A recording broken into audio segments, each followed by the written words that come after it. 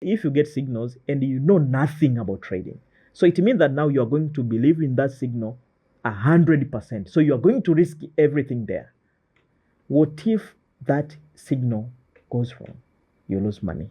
Right. You see? So specifically, when we speak about signals, I'm not against on that, because let's say there are other people's business. True. You see? But for anyone who wants to buy signals, you must have at least a knowledge in that. You see?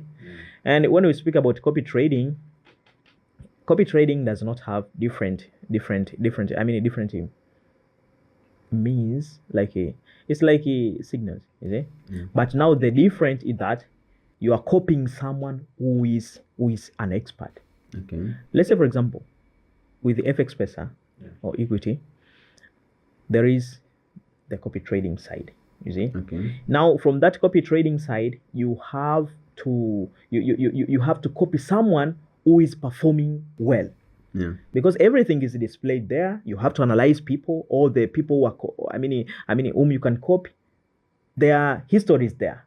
You see? So now you are the one who has to analyze and see if this guy has a winning rate, which is good, or this guy is losing all the time, you see, and something like that.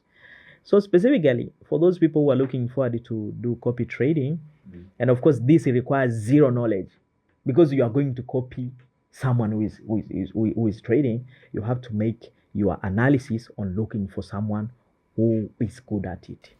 Okay. So from my side, it is totally okay.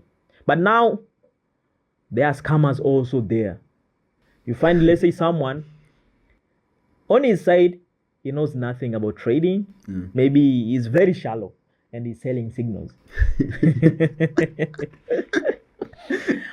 You see? Yeah. So